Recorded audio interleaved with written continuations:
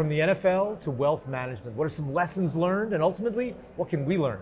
Well, my guest today, Winston Justice, who took us from an NFL career now into financial advice. Welcome. Thank you so much for joining us today. Thank you so much for having me.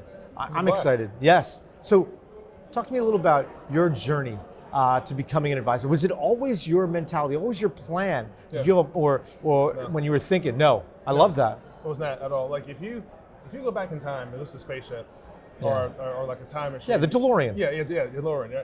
And you go back to Long Beach, California. Yeah. Right? And you go to a basketball court because that's where I was at.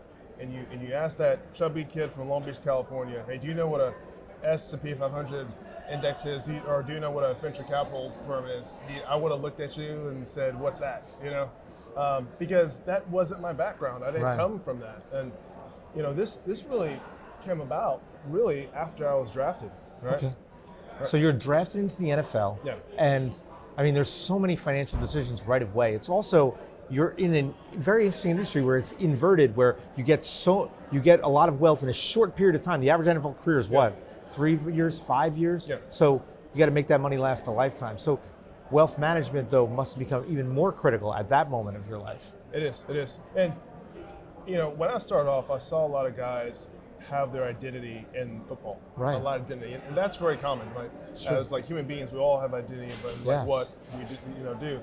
But I didn't want my identity just to be in football. And so when I was drafted, I looked to do other things. And I used football as a platform to do something even greater. And so when I was drafted, I went back and got a master's in finance. Amazing. Got to be an entrepreneur, started a chain of coffee shops. And then my first entree into finance was actually a venture capital firm. I started with Jamal Mashburn when I was on the Eagles. So you start this new career after you finish up in your NFL career with several teams. And what are some of those lessons you bring with you from that environment, from the team environment of football, over with you into what you're doing now? So when I started at USC, I was playing a new position.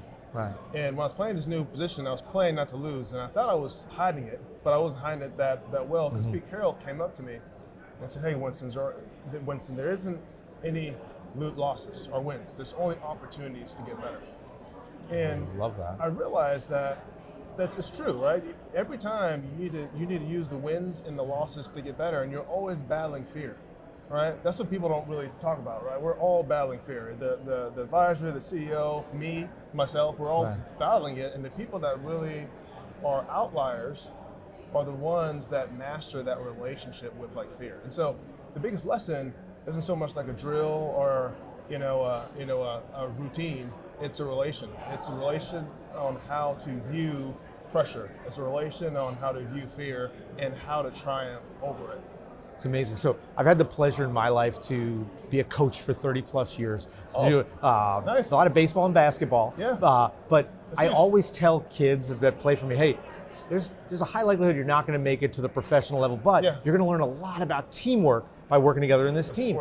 Do you find that teamwork mindset helps as you build your team with your wealth management firm now? Oh yeah, it's crucial because in sports, accountability is there. Yeah. It's on film. You either did a good job or you didn't. You either won or like you lost. Yes. And that's really a gift, right? Because you have embedded accountability.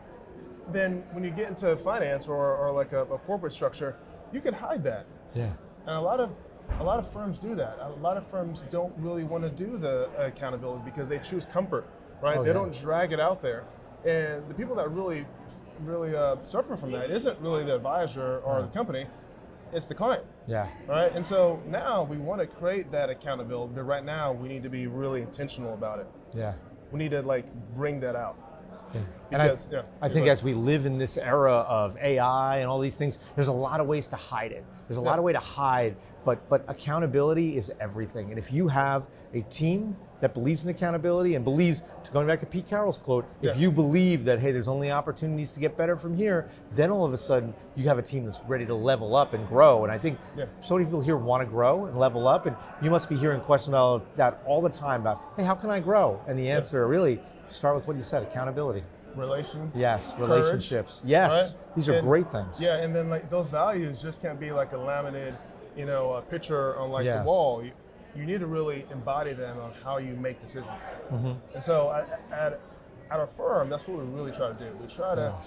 We try to embed values that is our foundation of how we make decisions, right? With the center of the legacy and the financial legacy of our clients and our institutions at its core. It's amazing. Well, as an offensive lineman, you said the center. When you have that centerpiece of your firm and you think about growth from here, if you think about the advice that you're giving to so many great people out there, where does it all begin? Where does it all begin so that ultimately you've built a foundation for long-term success here? Yeah, it begins, well, with our business, it really begins with the health of the family relationship. Yes. Right? Yes, and relationships. We're in finance, right? I'll say, hey, people ask me like, what do you do? I'm technically in finance, right? Right. But that's just one piece of the health of the relationship of the family. Yeah. Right? Is your family growing? Are you thriving? Are you finding significance? And the industry is going to a place where it's becoming less technical. Portfolio allocation is going towards a consultant or a partner in life that we're growing together. So one is more transactional. Yes. The other is more relational. And that's what we're really leaning into, because finances are really intimate. Oh yeah. People talk about the marriages, people talk about the kids, people talk about everything that's wrong, but when they talk about finances, that's really sacred ground. And that's something we don't take lightly. It's something I don't take lightly, because they don't let many people in those rooms, and I get to be on that sacred ground. Winston, blown away by this conversation. Yeah. Thank you so much. Thanks so much for having me. And I really appreciate it. This was great. Yeah, this is great. Awesome. Absolutely. Awesome. Yeah. Hey, for Wealth Management, I'm Matt Ackerman.